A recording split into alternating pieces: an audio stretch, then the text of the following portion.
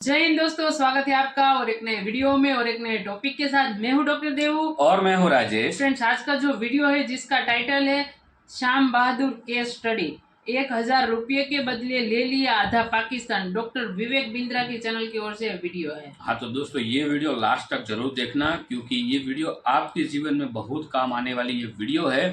तो भूलना मत, पूरी वीडियो देखना। और वीडियो स्टार्ट करने से पहले चैनल पे पहली बार आए और सब्सक्राइब ना किया तो सब्सक्राइब जरूर से कर लीजिएगा और वीडियो अच्छा लगे तो लाइक शेयर जरूर से कीजिए। चलिए वीडियो स्टार्ट करते हैं।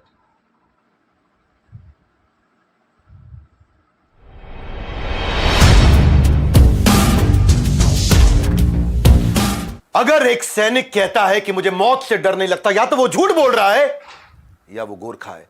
ये बात तो कईयों ने सुनी, कई बार सुनी। किसने कही वो बताता हूं। वो है सैम मानेकशॉ। सैम मानेकशॉ ऐसे व्यक्ति जिनका नाम सुनते ही सम्मान और प्रेम आ जाता है कि ऐसे आर्मी के ऑफिशियल इरादे इनके इतने मजबूत जैसे कोई पहाड़, बुलंद आवाज ऐसी जैसे शेर की दहाड़। माइक पसंद नहीं था इनको। बिना माइक के बोलने वाले आदमी छाता और माइक लेके कभी नहीं चले जिंदगी में। बोले बारिश तो मेरे साथ रहती है, तूफानों की बारिश और बंदूकों की गोलियों की बारिश। मैग्निफिसेंटली मुस्टैश्ड, ऐसी ऐसी मूछे बढ़िया, नो नॉनसेंस, ऐसे याद किए जाते हैं most decorated general of Indian army. Hard work, intelligence, dedication, confidence की वजह से बहुत तेज प्रमोशन मिले पूरा जीवन इनको। इन्होंने कई बार मौत को धोखा दिया है। मौत को धोखा देने वाले 27 जून 2008 को 94 साल की उम्र में मिलिट्री हॉस्पिटल वेलिंगटन में तमिलनाडु में इनका देहांत हुआ। और वो एक एरा की समाप्ति थी। इनका नाम क्या था? शमशेर जी, होर्मुस जी, फराम जी, जमशेद जी मानेकशॉ। लंबा नाम था लेकिन बाद में इनको सैम मानेकशॉ के नाम से जाना जाने लगा। इनका एक निकनेम भी हो गया था सैम बहादुर, जिसके ऊपर मूवी आ रही है 1 दिसंबर को। आग लगा दूंगा इस वीडियो में। क्या सोच रहे थे? डॉग नीचे लिख देना कमेंट बॉक्स में, doctor Vivek Bindra is back with the case studies. पहले इंडियन आर्मी ऑफिसर जिनको प्रमोट किया गया 5 स्टार रैंक वाले फील्ड मार्शल। फील्ड मार्शल सबसे ऊंची रैंक, सबसे ऊंची। पंजाब में जन्म लिया, पारसी पेरेंट्स थे। पिता इनके डॉक्टर थे जो आर्मी में काम करते थे। हीराबाई इनकी माता जी जो कि होम मेकर थी। 15 साल की उम्र में लंदन जाना चाहते थे गायनोकोलॉजिस्ट बनने। बाप ने बोला कुछ मर्दों के काम कर। कहता बन के दिखाता हूं। उम्र छोड़ के दिल्ली चले गए। इंडियन मिलिट्री एकेडमी का एग्जाम दिया। पहली रैंक के साथ सीधा सेकंड लेफ्टिनेंट ब्रिटिश आर्मी के अंदर, जो बाद में इंडियन आर्मी बनी, 1934 में ज्वाइन किया। कहते हैं I don't like fighting 1-on-1।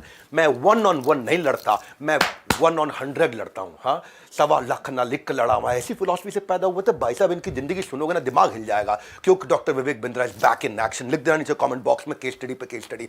वो कहते हैं मुझे ढूंढ लोगे तो मैं कह दूंगा कि तुम बहुत बढ़िया हो। मुझे पकड़ लोगे तो मैं कह दूंगा तुम बहुत तेज हो। लेकिन अगर मुझे मार दोगे तो मैं कह दूंगा तुम मजाकिया आदमी हो, मजाक कर रहे हो, मार नहीं सकते। तुम मुझे क्या समझते हो? हाँ, 4 डेकेड, 5 बड़ी लड़ाइयां, युद्ध और 6 फिलॉसफी। 4 decade, 5 war, 6 philosophy. ये है मेरा आज का वीडियो।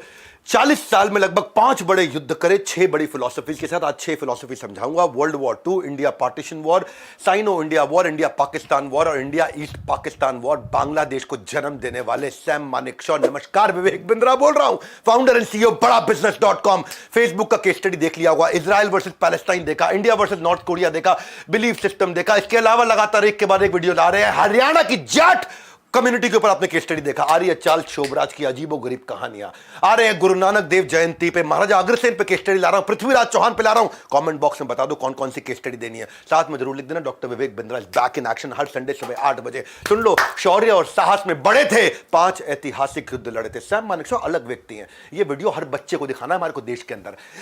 आग लगा देंगे सीने के अंदर। हर बच्चे को ये वीडियो देखना बहुत जरूरी है। मैं कहते थे कि I regret that I have only 1 life to give for my country. ये चाहते थे मुझे हर जीवन मिल जाए जो देश को दे दूं। इनका जो नैक था ना प्लानिंग और कोऑर्डिनेशन का, वो बड़ा अद्भुत था। पता नहीं चाणक्य पंडित के दूसरे अवतार, लेकिन थे शक्ति में महाराणा प्रताप थे। एकदम एकदम छत्रपति शिवाजी महाराज की जय वाली फीलिंग थी इनकी। कंप्लीट अपनी टीम पर ट्रस्ट किया करते थे और ब्रेवरी थी बैटलफील्ड में। India finest military leader India is ever God.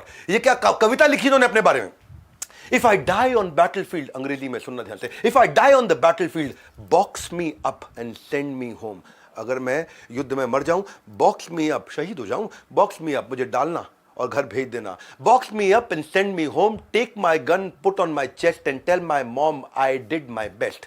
कहते बंदूक रख के पुट ऑन माई चेस्ट, मेरी माँ को बता देना आई डिड माई बेस्ट। बहन के लिए बोले tell my sister not to get upset because I did not rise after sunset. Upset मत होना अगर मैं सनसेट के बाद नहीं उठा तो। क्या बोले एंड टेल माई लव, मेरी पत्नी को बोल देना tell my love that I always be with her because I am an eternal Indian soldier. क्या समझे, ये सैम मानेकशॉ है। मिलिट्री क्रॉस का इनको अवार्ड मिला, पद्म भूषण, पद्म विभूषण, पता नहीं भारत रत्न क्यों नहीं मिला, गुस्सा आ रहा है मेरे को बहुत। इनको भारत रत्न मिलना बहुत जरूरी है। लास्ट में सबको रिक्वेस्ट भी करूंगा, ट्विटर पे हैशटैग कैंपेन चलाएंगे, gallantry award, long service medal award, war medal award. भाई साहब 2 स्टार ऑन माई शोल्डर, कहते हैं 2 star on my shoulder are worthier than the millions of the stars in the sky. कहते ये जो 2 तारे हैं, ये जो 2 तारे हैं, ये जो 2 तारे मेरे कंधे पे हमारे हैं, ये आसमान में हजारों तारों से भी ज्यादा मुझे बड़े बहुत प्यार करते थे। स्टैचू उनके नाम पे कई बन चुके हैं, वेलिंगटन में इनके नाम का स्टैचू जहां इन्होंने शरीर छोड़ा था इनके ऑनर में। मानेकशॉ अवार्ड के लिए नहीं बने थे।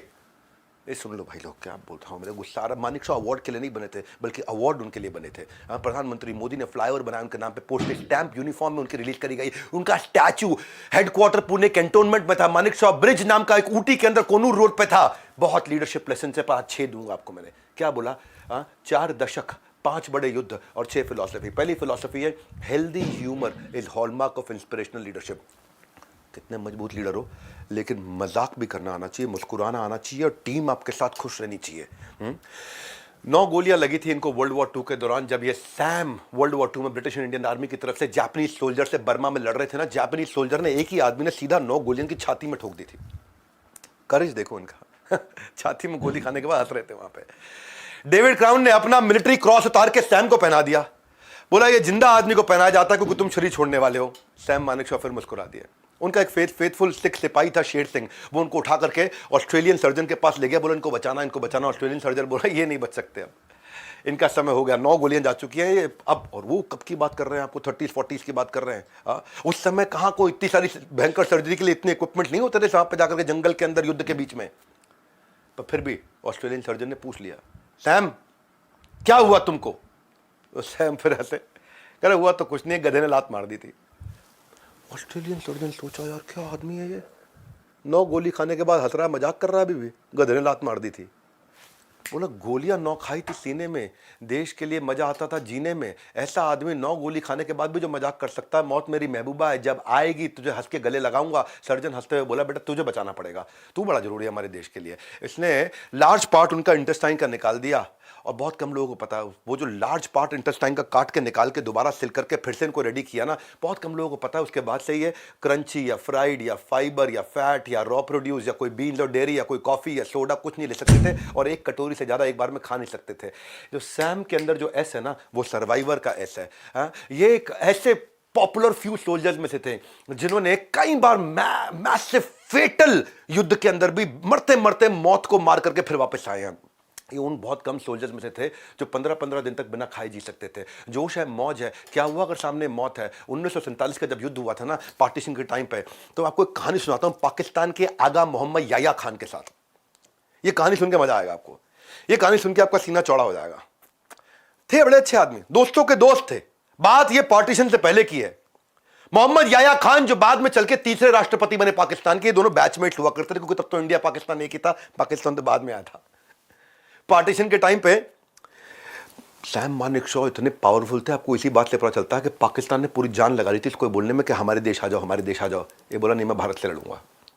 बहरहाल याया खान चले गए पाकिस्तान, कोई बात नहीं। याया खान पाकिस्तान जाने से पहले बोले सैम यार अपनी दोस्ती अच्छी है और तेरी बाइक उससे भी ज्यादा अच्छी है।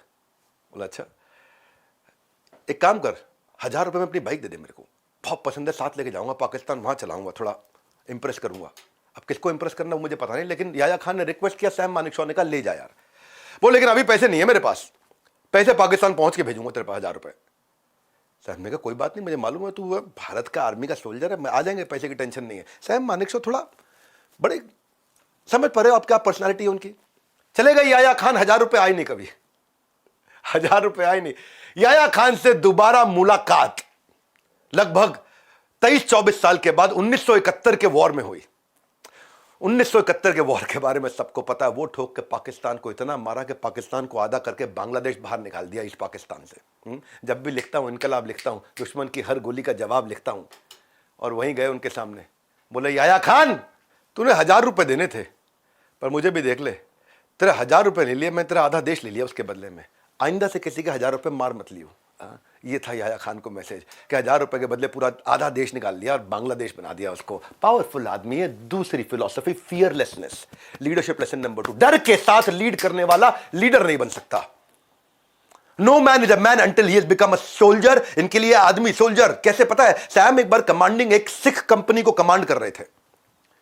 6 फुट 4 इंच का एक सिख सिपाही बड़ा, सोन सिंह, और उसने अप्लाई किया था मुझको नायक रैंक के लिए। प्रमोशन होनी थी, सैम मानेकशॉ को अप्रूवल देना था प्रमोशन का, उन्होंने रिजेक्ट कर दिया। बोला ये सोन सिंह को अभी नायक नहीं बनाएंगे, हम बाद में देखेंगे। रिजल्ट पब्लिश हुआ, सोन सिंह नायक नहीं बनाए गए। सोन सिंह जब नायक नहीं बनाए गए, 6 फुट 4 इंच का सिख सरदार, सैम मानेकशॉ छोटे से थे बेचारे, हाइट नहीं थी। सोन सिंह ने जाकर बाहर सबको बोल दिया इसको तो गोली मार दूंगा। तो सूबेदार सैम के पास भागते हुए आए, सैम मानेकशॉ के पास, बोले साहब सोन सिंह को हमने अरेस्ट कर लिया है, क्योंकि वो कह रहा है कि वो आपको गोली मार देगा। गोली मारेगा मेरे को?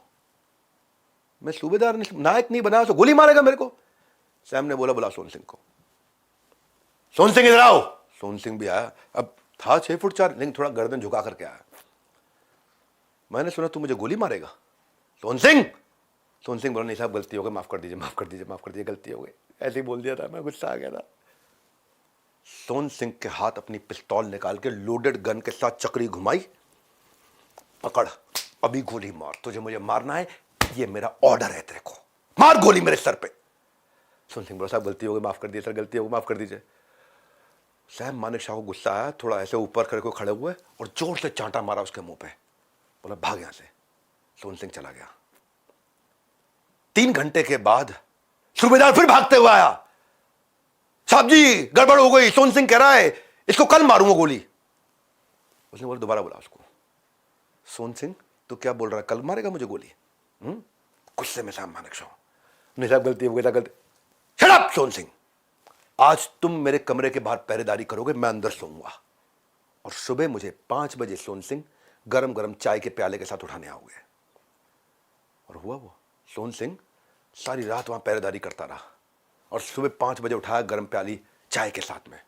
कई साल के बाद यह किस्सा तो खत्म हो गया, पर एक रिपोर्टर ने पूछा सैम मानेकशॉ क्या आपको डर नहीं लगा कि सोन सिंह आपको गोली मार देता? सैम ने बोला यार आज पहली बार बताता हूं, अब रिटायरमेंट हो चुका है, डर बहुत लगा था मुझे, कांप रहा था मैं अंदर से, लेकिन अगर मेरी टीम को पता चल जाता ना कि मुझे डर लग रहा है तो पूरी रेजिमेंट बोलती हमारा साहब डरता है। हाँ, और उसके बाद वो उन्हें कभी कमांड नहीं कर पाता, लीड नहीं कर पाता। अपने डर को डराना और डर को मारने की जिम्मेदारी मेरी है। मानेकशॉ का मतलब क्या है? डर जिनसे डरता हो। मानेकशॉ का मतलब क्या है? मौत से जो लड़ता हो। डरपोक नहीं, ये खुद डर को पोक करते थे। पोक, कुछ लोग पोक करते ना, उंगली करना, डरपोक नहीं, डर को पोक करते थे, डेयरिंग दबंग थे ये Sam Manekshaw. Indo China war हुआ था ना, लोग इनसे चिढ़ने भी लगे थे क्योंकि बड़े बड़बोले थे। इनके वन लाइनर्स बड़े फेमस हुआ करते थे, वन लाइनर्स के मामले बड़ा फेमस थे। एक लाइन ऐसी बोलते थे, एक ही आदमी था जो इंदिरा गांधी को स्वीटी बुलाते थे। हाँ, तो इनके ना इस सब चक्कर में लोग इनसे काफी एनवियस हो गए और इनसे चिढ़ने लगे थे। इंडो चाइना वॉर जो था वो 62 के आसपास था। उस समय इनके खिलाफ इंक्वायरी चला दी गई कि ये ब्रिटिशर्स की तरह बोलते हैं, उनकी तरह स्मार्ट है, उनकी तरह एलोक्वेंट है, उनकी तरह जवाब देते हैं, उनकी तरह प्रेजेंटेबल है, उनकी तरह अनुशासित है, जरूर इनका आज भी ब्रिटिशर्स से कुछ लेना देना है। ऐसा नॉनसेंस एलिगेशन लगा दिया, इंक्वायरी बैठ गई। आर्मी की इंक्वायरी ना बड़ी सीरियस होती है। आर्मी की इंक्वायरी में सस्पेंड कर दिए, कॉर्पोरेट ऑफिसर की इंक्वायरी नहीं है, आर्मी की इंक्वायरी है। लेकिन जब इनको इंक्वायरी के कारण सस्पेंड किया गया और इंडो चाइना वॉर के अंदर हमारी हालत बहुत खराब हो रही थी, बहुत लॉसेस हो रहे थे। डिस्पाइट रनिंग इंक्वायरी प्रधानमंत्री नेहरू ने सैम मानेकशॉ को बुलवाया और उनको बोला सैम तुम जाकर के लीड करोगे इंडो चाइना वॉर में। वो बोले कि मैं तो इस समय मैं सस्पेंडेड हूं। बोले मुझे पता है तुम सस्पेंडेड हो, तुम्हारी इंक्वायरी खत्म, तुम जाके लीड करोगे। तब उन्होंने कमांडर्स के साथ एक मीटिंग करी और एक ही बात की, there be no more withdrawals, कोई पीछे नहीं हटेगा। वो अलग बात है, जब तक वो पहुंचे उनकी लेट एंट्री थी, तब तक वॉर खत्म हो चुका था। पर ये देश जानता था कि अगर जीतना और जिताना है ना तो सैम मानेकशॉ को ही लाना है। तीसरा लेसन, ये वीडियो हर बच्चे को दिखा देना, ऐसा बन जाएगा ताकतवर। ऐसे जाइंट बिलीवर्स के मेंटल एक्सेस मिलते हैं आपको। डिसिप्लिन, शासन के लिए अनुशासन जरूरी है, डिसिप्लिन आर्मी के अंदर। सैम एक दफा जम्मू की डिवीजन को लीड कर रहे थे, कमान संभाल रहे थे, तो उस समय के डिफेंस मिनिस्टर वीके मेनन वहां दौरे पे आए थे। दौरे पे आए तो बातचीत करने लगे, रक्षा मंत्री है, अब बात तो आर्मी के लीडर से करेंगे। तो सैम से पूछे, कौन? वीके मेनन, रक्षा मंत्री, पूछे आर्मी चीफ जनरल के बारे में तुम्हारी क्या राय है सैम? सैम एकदम अलर्ट हो गए और जवाब क्या देते? मुझे अपने चीफ के बारे में राय बनाने की इजाजत नहीं है। और जैसे उन्होंने ये बोला, वीके मेनन उनकी तरफ देखने लगे और फिर आगे बोले, आप आज मुझसे मेरे चीफ की राय पूछ रहे हैं, कल आप मेरे जूनियर से मेरी राय के बारे में पूछेंगे। और अगर सब अपने अपने सीनियर की राय इधर उधर बोलने लग गए, पूरी आर्मी का डिसिप्लिन उसी दिन खत्म हो जाएगा साहब। आर्मी का डिसिप्लिन रहने दीजिए, यहां अपने सीनियर्स की राय बनाने का हमको अधिकार नहीं। बहुत डिसिप्लिन्ड आदमी थे वीके मेनन, से गुस्सा खा गए थे, बहुत खुंदक खा गए थे, उससे मैं चिढ़ गए थे उनके इस जवाब को, उल्टा जवाब देने को। लेकिन बाद में क्योंकि रिस्पेक्ट इतनी करते थे ना, आदमी बहुत ईमानदार थे ये इनका मानना था हीरो जो है ना वो गली मोहल्ले में नहीं होते, हीरो आर्मी में होते हैं। 1975 की बात बताता हूं, सैम मानेकशॉ को एक बार इनवाइट किया गया अवार्ड फंक्शन में कि हीरोज को अवार्ड देना है। बोला ठीक है, हीरोज को अवार्ड देने आऊंगा, अग्री कर लिया इन्होंने। बाद में इनको पता चला वो फिल्म फेयर अवार्ड था, वहां फिल्म एक्टर्स को अवार्ड देना था, मना कर दिया इन्होंने। कहते हैं कि only an army officer deserve to get the real title of a hero. Manekshaw की नजरों में असली रियल हीरो वो है जो सरहदों पे लड़ता है, वो नहीं जो टीवी सीरियल में लड़ता है। चौथा लेसन, 6 फिलॉसफी दे रहा हूं। Don't be a people pleaser. Yes man is the disgrace to country. कई लोग होते हैं yes man, yes man, yes man, ये बोलते हैं यस मैन कौन होता है? ये हमारे देश के लिए शर्मिंदगी होता है। पूंछ बनकर रहोगे, हमेशा पीछे रह जाओगे, चापलूसी वाले छाप नहीं छोड़ा करते। हाँ, बात और बुलेट सीधा निशाने पर मारते थे, इसलिए जंग हो या टंग, इनसे जीतना आसान नहीं था। सैम मानेकशॉ की प्रधानमंत्री इंदिरा गांधी के साथ जो कॉन्वर्सेशन है वो बड़ी पॉपुलर रही हैं, बाद में उनको कई किताबों में कवर किया गया, बहुत सी किताबों में आई है। 1971 का जब वॉर हुआ, इंडो पाक वॉर जो था, सैम मानेकशॉ उससे पहले से ही बहुत पॉपुलर हुए जा रहे थे, और इंडो पाक वॉर में तो खैर बहुत पॉपुलर हो गए थे। हाँ, पावरफुल इतने थे ना, इनको promotions, out of term promotions मिली थी, इनके कई सीनियर्स के साथ जंप कर करके ये आगे निकलते चले गए, तो वो बात फैलने लगी।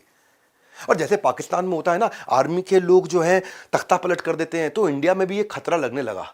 कई मिनिस्टर बोलने लगे इंदिरा गांधी को कि Shrimati Indira Gandhi, madam prime minister, ऐसा लगता है मैडम कि ये तख्ता पलट करेगा, सैम मानेकशॉ में वो दम है। तो पाकिस्तानियों को देख रहा तख्ता पलट करते करते, वहाँ कई, आपको पता है आर्मी वाले वहाँ पे किसी दिन मन करता गवर्नमेंट खत्म कर देते हैं वहाँ पे। तो इंदिरा गांधी को जब कई लोगों ने बोला, उन्होंने सैम मानेकशॉ को बुलाया, सैम इधर आओ, और थोड़ी चिंतित थी। बोले सब लोग कह रहे हैं कि तुम तख्ता पलट करने के मूड में हो, तुम मेरे को हटा करके खुद इस भारत को लीड करना चाहते हो, प्राइम मिनिस्टर को हटा दोगे तुम? सैम ने प्राइम मिनिस्टर इंदिरा गांधी से बोला। अब वो किसने कहा? गांधी ने बोला मेरे मिनिस्टर इसके बारे में बहुत बातचीत कर रहे हैं। सैम ने बोला आपको क्या लगता है? इंदिरा गांधी बोली मुझे लगता है तुम ऐसा कर नहीं पाओगे। सैम मानेकशॉ बोले कर तो सकता हूँ, तख्ता पलट कर तो सकता हूँ, पर करूँगा नहीं। मेरी नाक भी लंबी है, आपकी नाक भी लंबी है, हम दोनों की नाक ऊंची और लंबी है। अच्छा यही रहेगा कि अपनी नाक दूसरे के काम में ना लेके आए, अपनी नाक ना लड़ाएं। हाँ, you mind your own business, I mind mine, you kiss your sweetheart, I kiss mine. ऐसी बात श्रीमती इंदिरा गांधी से यही कर सकते थे। हाँ, कि तुम अपनी स्वीट हार्ट को किस करो, मैं अपनी को करूंगी। हाँ, मैं तुम्हारी पॉलिटिक्स में इंटरफेयर नहीं करूंगी, तुम मेरी आर्मी में इंटरफेयर मत करो। बहुत ही अद्भुत प्रकार के आदमी थे, यस मैन नहीं थे ये, कभी यस मैन नहीं, इनके लिए यस मैन डिसग्रेस था, मुंह पे तड़ाक टपाक ऐसे जवाब देते। बांग्लादेश का जो युद्ध हुआ था ना, Manekshaw was the key architect. हाँ, shortest wars in the history. एक दफा 1971 अप्रैल की बात रही होगी, प्रधानमंत्री ने कैबिनेट मीटिंग बुलाई वहां पे, और आकर के सैम को बताया कि त्रिपुरा, आसाम, वेस्ट बंगाल के चीफ मिनिस्टर खत लिख रहे हैं मुझको, चिट्ठी लिख रहे हैं। प्रधानमंत्री बोलती है इनको, वो क्या लिखते हैं चिट्ठी में कि 9 लाख से ज्यादा रिफ्यूजी बांग्लादेश से इस समय भारत के अंदर आ चुके हैं। भारत में इस समय नॉर्थ ईस्ट में उतने भारतीय नहीं जितने बांग्लादेशी आ चुके हैं अंदर, और पूरा का पूरा इस समय माहौल बिगड़ने जा रहा है। आप क्या कर रहे हैं इसके बारे में? सैम ने बोला आप क्या चाहती है, मैं क्या करूं इसके बारे में? प्रधानमंत्री कहती है उनको, उठो, टीम उठाओ और ईस्ट पाकिस्तान मार्च करो, घुल जाओ अंदर वाला करके, रोको सारे रिफ्यूजीज को। पाकिस्तान बांग्लादेश को जो कंट्रोल कर रहा था, बांग्लादेश नहीं था, वो ईस्ट पाकिस्तान था। मानिक साहब बोले, मैडम आप समझती हैं, हाँ madam prime minister, do you really understand कि इसका मतलब होगा युद्ध हो जाएगा। इंदिरा गांधी कहती है, मुझे फर्क नहीं पड़ता युद्ध हो जाए ना होए, तुम जाओ वहां पे। तो मानिक साहब बोलते हैं, देखो आर यू रेडी?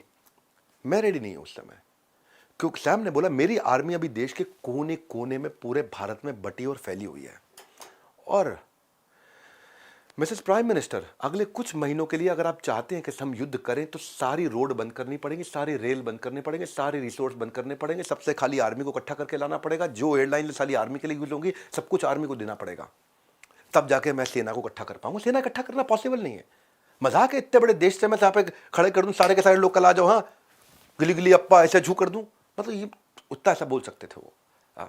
शायद ऐसे नहीं किया होगा, पर आपको समझाने के लिए मैं बता रहा हूँ। फिर क्या बोले, अभी तो अप्रैल का महीना है, एक बार अगर हिमालयन रेंजेस के पास से सारे खुल गए ना और बर्फ वहां से गर्मी के बाद पिघल करके नीचे आई, तो वहां से चाइना आकर के अपॉर्चुनिटी लेगा, वो वहां से आकर अटैक करेगा, और दो फ्रंट पे तो लड़ाई नहीं लड़ सकता अभी मैं। और एक बार मॉनसून शुरू हो गया, मॉनसून का मतलब समझ लीजिए madam prime minister, east Pakistan में मॉनसून का मतलब होता है फ्लड। और अगर मॉनसून में अगर वहां फ्लड आ गया तो एक छोर से दूसरा छोर तो वैसे भी नहीं दिखता, हम केवल सड़कों पे लड़ पाएंगे, बाकी तो कहीं लड़ भी नहीं पाएंगे उस मौसम के कारण। और अगर आप फिर भी चाहते हैं कि मैं जाकर के लड़ूं, तो मैं गारंटी देकर के जाता हूं कि हम 100% हार के आएंगे। हां, और अगर मेरी सुन लोगे स्वीटी, तो मैं गारंटी देता हूं बांग्लादेश जिता के लाएंगे, ईस्ट पाकिस्तान खत्म करके आएंगे और पाकिस्तान को घुटनों पर डाल के लाएंगे। अब बताओ क्या ऑर्डर है? इंदिरा गांधी ने बोला मीटिंग डिसमिस्ड, सारे मिनिस्टर उठ के जाने लगे, सैम मानेकशॉ जाने लगे, तभी बोली वो, चीफ तुम रुक जाओ। ये रुक गए वहां, उनको लगा अभी बोलेंगे मुझे अकेले में कुछ। बोले इससे पहले कि आप मुझे कुछ बोले, मैं आपको रेजिग्नेशन दे देता हूं अपना, मेरा रेजिग्नेशन ले लीजिए। बोले नहीं नहीं नहीं, इतना गुस्सा मत खाओ, बताओ कितना टाइम चाहिए। मैंने बोला टाइम मेरे हिसाब से दो, जीत आपके हिसाब से होगी। और फिर जानते हैं कुछ महीनों की तैयारी के बाद ये स्ट्रेटेजिक टाइम पे सर्दियों के समय 3 दिसंबर 1971 93,000 सोल्जर घुटनों पे ला दिए थे। हाँ, ऐसी डिसाइसिव विक्ट्री कंट्री को ला करके दी थी कि बांग्लादेश का जन्म हुआ था, जिसके पीछे उसके जनक सैम मानेकशॉ कहें तो अतिशयोक्ति नहीं होगी, एग्जैजरेशन नहीं होगा। एक सच्चा लीडर पहली लड़ाई दिमाग में लड़ता है, उसके बाद जाके युद्ध के मैदान में लड़ता है। एक रात पहले युद्ध से जब इन्होंने तैयारी करी तो प्राइम मिनिस्टर ने बोला, आर यू रेडी? तो बोले I am absolutely ready sweetie. और ये बात केवल सैम बोल सकते थे। ये क्या कहते थे? ये कहते थे अगर मौत आ गई ना, हाँ, और मेरे जीतने से पहले मौत आ गई तो मैं मौत को मौत के घाट उतार दूंगा। ये कहते हैं we fight to win and win with a knockout. बोले मैं जीतने के लिए लड़ता हूं और सामने वाले को खत्म करने के लिए लड़ता हूं, क्योंकि ये वाली जो रेस है ना मैडम प्राइम मिनिस्टर, इसमें कोई सेकंड नहीं आता है। हाँ, इसमें कोई रन अप नहीं होता है, इसमें एक ही आदमी जीतता है, इसमें सेकंड प्लेस थर्ड प्लेस होती नहीं है, एक ही आदमी की प्लेस होती है। Leadership lesson number 5। ये वीडियो ना लंबा कितना भी हो जाए, ये हर बच्चे को देश में दिखा देना, संस्कार बनेंगे ऐसे जो वीडियो गेम खेलने में लगे हुए हैं, जो इस समय आलतू फालतू बहुत सी रील देख रहे हैं, पतली कमरिया हाय हाय।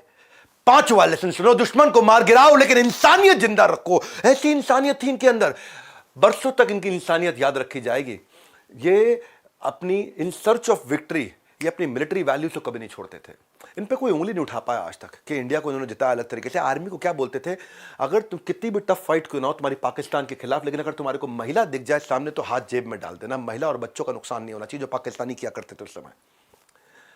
जब पाकिस्तानी किया करते थे उस समय जितने कंटिन्यूसली वहां पर रेप किए उन्होंने बांग्लादेशी महिलाओं को, क्या क्या नहीं किया। अपने जवान को बोलते थे महिला दिख जाए या तो हाथ ऐसे कर लेना या जेब में डाल लेना। प्रिजनर ऑफ वॉर जो थे ना 90,000 सोल्जर पाकिस्तान के, जिनको उन्होंने सरेंडर कराया, जो घुटनों पे आए, उनको उन्होंने POW प्रिजनर ऑफ वॉर, उनको रहने के लिए पक्के घर दिए। भारत के जवान बाहर सोते थे, खेत में सोते थे। पाकिस्तान के जो सैनिक जो प्रिजनर थे, जो सरेंडर कराए इन्होंने, वो अंदर सोते थे। इंडियन सोल्जर जमीन पे सोते थे, वो बेड पे सोते थे। जानते हैं ये पाकिस्तानी सोल्जर्स को उन्होंने खटमल से तकलीफ ना, उनसे पूछते थे जाकर के तुम्हारे गद्दे पे खटमल तो नहीं है, मच्छर तो नहीं तुम्हारे गद्दे के ऊपर, तकिए पे कहीं खटमल तो नहीं है। और इंडियन जवान जमीन पर सोते थे। खाना जब बढ़ता था तो पहले पाकिस्तानी सोल्जर को खाना मिलता था, बचा हुआ इंडियन को मिलता था।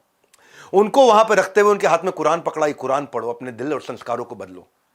और वहां पे क्या बोलते थे, ये कहते थे सिपाही चाहे कोई भी हो, सरहद के इस पार का या उस पार का। मानेकशॉ की नज़र में वो हकदार था इज्जत और प्यार का, चाहे इस पार का चाहे उस पार का। ये बड़ी कमाल की बात थी। और जो पाकिस्तानी सैनिक होते थे कहते थे कि आप, हमें अफसोस है कि आप हमारे कमांडर नहीं हैं। He was bold in war, not cold in war. अंदर से बॉम्ब थे, दुश्मन को मार गिराया लेकिन इंसानियत हमेशा जिंदा रखी। और उसके बाद ना, युद्ध जीतने के बाद में ये पाकिस्तान विजिट भी किया उन्होंने, बांग्लादेश लिबरेशन वॉर के बाद 2 महीने के बाद गए थे वहां पे। 2 महीने के बाद जब वहां गए तो वहां पाकिस्तान के जो गवर्नर थे उन्होंने उनको बिल्कुल फर्स्ट क्लास वार्म वेलकम दिया। और वहीं पे गवर्नर ने जब मीटिंग खत्म हुई तो बोला बाहर कुछ सैनिक है हमारे, वो आपसे मिलना चाहते हैं।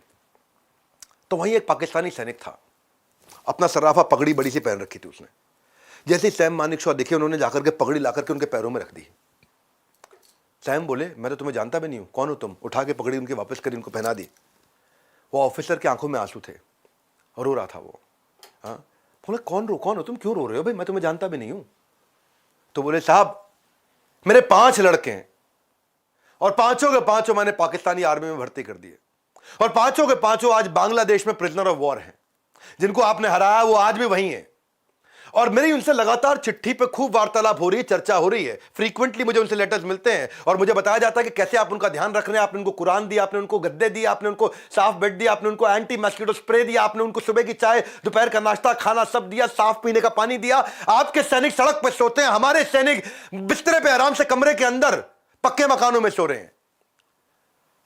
तो ये उनकी तरफ देखने लगे, बोले हमारी गलती थी कि हमने सोच लिया कि हम आपको हरा देंगे। जिस देश के आर्मी का लीडर सैम मानेकशॉ जैसा हो, आपके जैसा हो, उसे तो उस देश को तो जीतना ही था। उस देश को कौन हरा सकता है?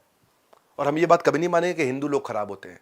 आज हमने सीख लिया। कई बार हमारे यहाँ बोला जाता है कि इंडिया में गलत तरीके से व्यवहार किया गया। आज हम तो खुद अपनी आंखों से देख रहे हैं।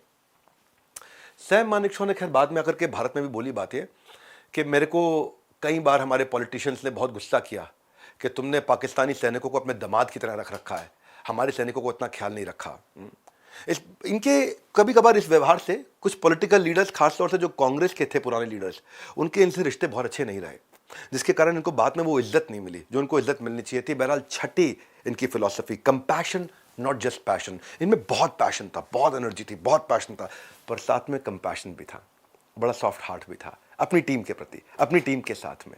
बहुत हम्बल और बहुत हेल्पफुल थे। जब ये बटालियन के कमांडर थे ना, तो जैसे कोई नया जॉइनर आता था तो ये उसको रिसीव करने जाते थे, उसके बैग उठाते थे, कंधे पे बैग रख के उसके साथ साथ चलते थे। अब नया ऑफिसर आया, चेहरे से नहीं पहचान पा रहा है। उन दिनों इतना कोई सोशल मीडिया थोड़ी होता था कि फोटो वायरल हो रही है और देख पहचान रहे हैं वहाँ पे, है जी। ये आजकल तो किसी की भी फोटो वायरल हो जाती है, वीडियो वायरल हो जाते हैं। तो एक नया ऑफिसर आया, ये उनके बैग लेकर के उनके साथ साथ चल रहे, खूब गपिया रहे, बात कर रहे हैं उनसे, बढ़िया से आ रहे हैं उनके साथ में। बैग ले जाकर उन्होंने कमरे में रखा उनको बताया साहब ये आपका बेड है, साहब यहाँ पानी है, यहाँ नाश्ते की सुविधा, यहाँ खाने की सुविधा, उनका पूरा डिटेल बताया, पूरा इंफॉर्मेशन दिया। तो वो बड़ा खुश हुआ कि यार यहाँ तो कितना अच्छे जवान है, हेल्प करते हैं। उसने से पूछ लिया कि ऑफिसर आप यहाँ क्या करते हैं? तो सैम ने उनकी आंखों में देखा और बोले मैं नए ऑफिसर जो आते हैं उनकी मदद करता हूँ, उनकी सेवा करता हूँ स्पेयर टाइम में, खाली टाइम में। अदरवाइज मैं इस बटालियन को कमांड करता हूँ। तो वो ऑफिसर एकदम स्पीचलेस हो गया और एकदम उसने बड़ी हेजिटेशन के साथ पूछा आर यू सैम मानेकशॉ? तो ये मुस्कुराए और बड़ा पोलाइटली बोले यस। इनका सेंस ऑफ ह्यूमर कमाल का था, अनुशासन बेमिसाल था। सामने वाला एकदम स्पीचलेस हो गया। 1971 में भी आपको इनकी मैं काइंडनेस की कहानी सुनाता हूँ। 1971 में बहुत मजा आएगा आपको। गोरखा रेजिमेंट को ही लीड किया करते थे मानेकशॉ। उनको बड़ी एक्साइटमेंट से देखते भी थे, उनसे मिलते थे, उनसे बात करते थे। गोरखा लोगों में बहुत दम होता है। जी साहब ऐसा तो बोलते हैं वो, हाँ बहादुर ऐसा बहुत बोलते हैं। तो लेकिन इनको देख के घबरा जाते थे क्योंकि बहुत जबरदस्त लीडर थे ये। तो सैम जब वहां से निकले तो उन्हें गोरखा दिखा, बहुत जूनियर ऑफिसर था, बहुत जूनियर। उनसे बोला गोरखा से बोले मुझे जानते हो, do you know me?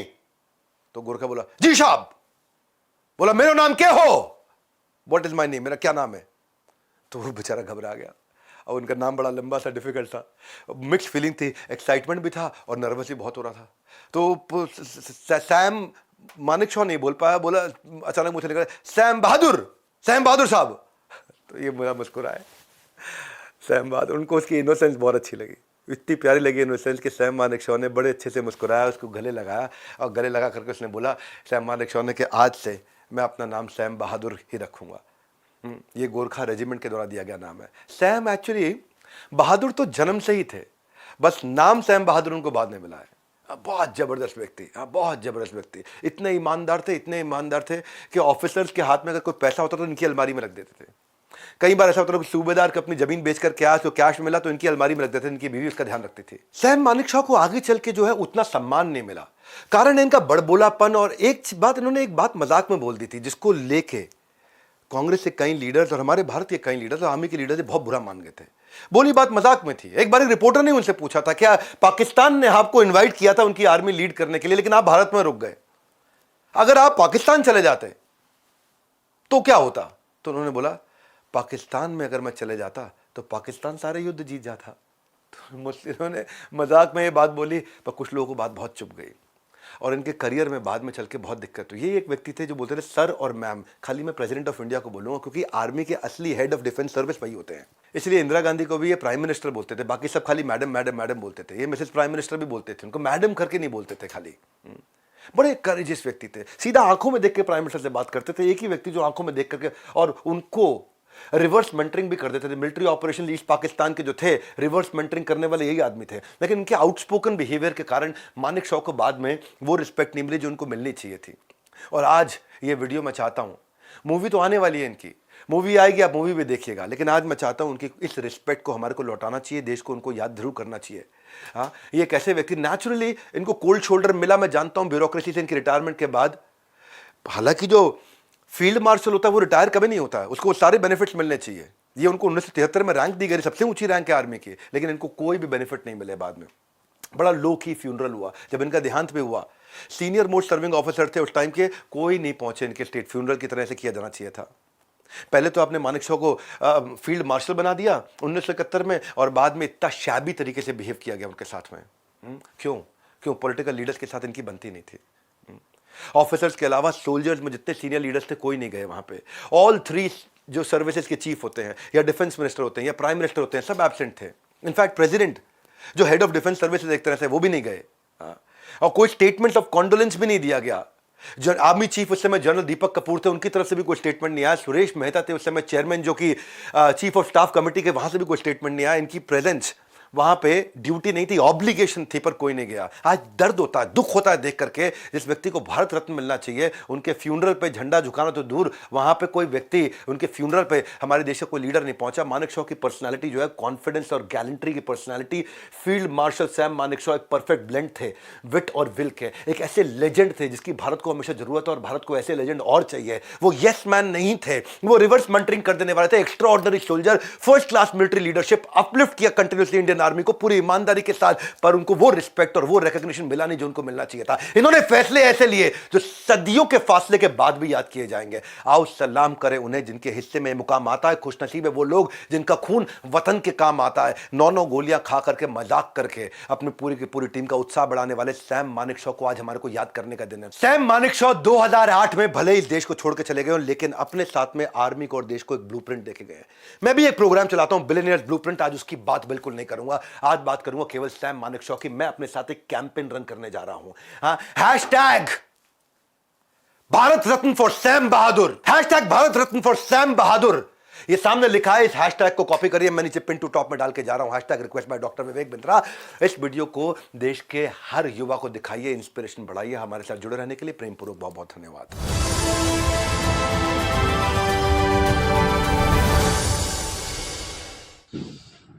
So thank you दोस्तों, वीडियो को यहाँ तक देखने के लिए। और मानिक शाह, उसका अभी जो निकनेम है वो थे सैम बहादुर, क्योंकि नाम ही इतना बड़ा था, एक साथ बोलना मुश्किल लोगों को लग रहा था, इसलिए उसका नाम रख दिया है सैम बहादुर। और बहादुर में तो कोई कमी नहीं थी। मतलब सीने में 9 गोलियां खाने के बाद कौन होता है जो जिंदा रह सकता है?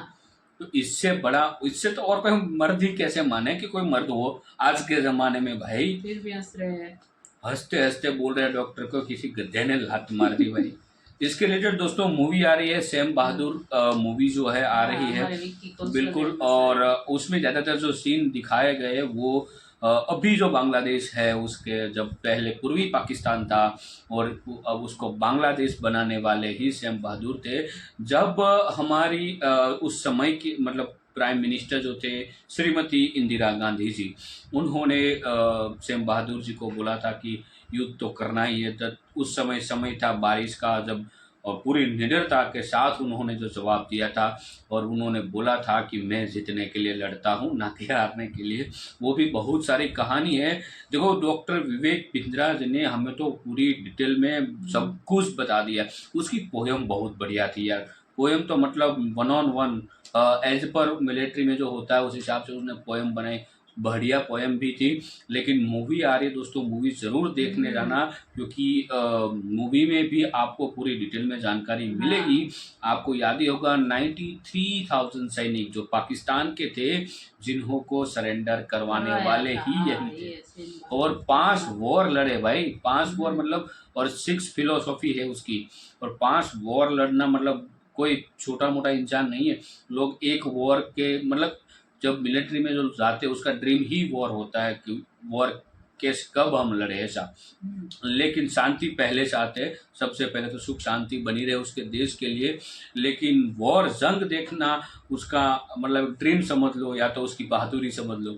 लेकिन 4 जंगें लड़ना मतलब कोई छोटी मोटी बात नहीं, और वो भी बड़ी बड़ी जंगें। उनमें से 3 तो पाकिस्तान वाली ही थी, ऐसा ऐसा दो पाकिस्तान वाली, 2 पाकिस्तान वाली थी। ठीक है। तो भाई सैम बहादुर जी के लिए हमारा लख लख सलाम है भाई। ये यही होते हैं जो एक साथ 1 लाख को मारते हैं पाकिस्तानी। 2008 में हमने उनको खो दिया। हाँ 2008 में खो दिए। लेकिन हम भी चाहते हैं उसको भारत रत्न अवार्ड मिलना चाहिए, क्योंकि उन्होंने बहुत काम डिजर्व करते हैं और इतने निडर थे। और हालांकि मोदी जी ने अभी के जो टेन्योर में उसका एक ब्रिज बनाया है, टेस्यू बनाया है, वो भी किया हुआ है।